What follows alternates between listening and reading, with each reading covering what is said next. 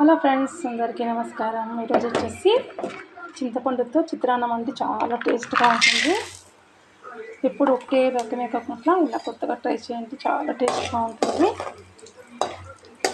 Oil వేడి చేసేసుకున్నాము. Oil వేడి చేసేసుకొని ఇది పల్లీలు అన్నీ మనం పోపించండి. శనగరాళ్ళు అన్నీ ఉద్దిరాలు మొత్తం జీలకర్ర ఆవాలు అన్నీ వేసేసుకున్నానండి. ఇది కొంచెం కలర్ రావాలి. బాగా కలర్ వచ్చాక కొత్త చింతపండు వేసుకొని చిత్రాన్నం చేసామంటే చాలా టేస్ట్గా ఉంటుందండి. అసలు ఎప్పుడు తినని వాళ్ళు కూడా తింటారు అన్నమాట, అంత ఇష్టంగా తింటారు. ఇప్పుడు వచ్చేసి కరివేపాకు వేసేసుకున్నాం దాంట్లోకి.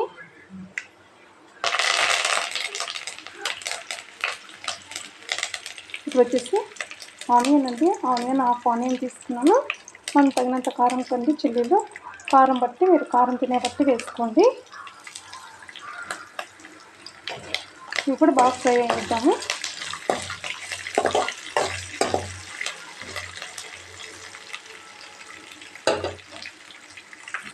సాల్ట్ వేసుకుందామండి. నేను రైస్ వండేటప్పుడే రైస్లోకి వేస్తానండి సాల్ట్, అందుకే చూసి వేసుకుంటాను. మీరు రైస్లోకి వేసుకోకుంటే మీకు తగినంత మీరు ఎంత కావాలో అంత వేసుకోండి.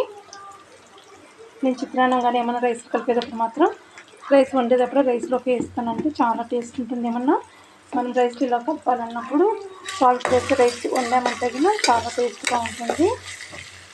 మనం తింటూ ఉప్పు తక్కువైనా కానీ రైస్లో వేసిస్తాం కదండి, రైస్ తినేటప్పుడు సాల్ట్ లాగా సరిపోతుంది అన్నమాట.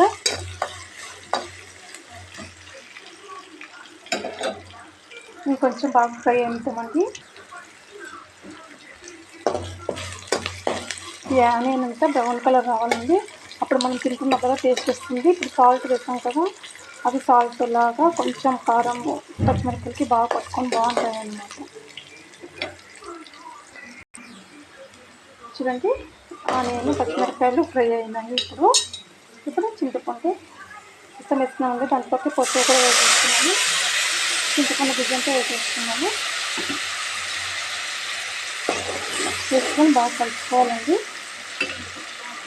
ఇది పైకి ఆయిల్ వేలేంత వరకు ఉడికించామంటే సరిపోతుంది. ఇంట్లోకి పచ్చిమిరపకాయలు పొడుగు వేసాం కదండి, దాంట్లో కూడా అంత చింతపండు గుజ్జిపోయి టేస్ట్ ఉంటుందన్నమాట. ఆనియన్ కూడా బాగా పులుపు పట్టుకుంటుంది, తింటూ ఉన్నదల్లే టేస్ట్ వస్తుంది అన్నమాట. చూడండి, ఆయిల్ వేసేసింది. ఇప్పుడు మనం రైస్ కలుపుకున్నాము.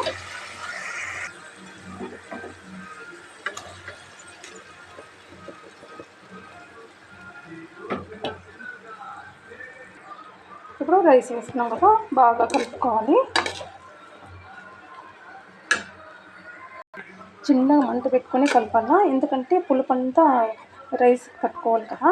మనము చిన్న మంట పెట్టామంటే బాగా ఫుల్ రైస్కి పులుపు పట్టుకుంటుంది అన్నమాట, చింతపండు పులుపు.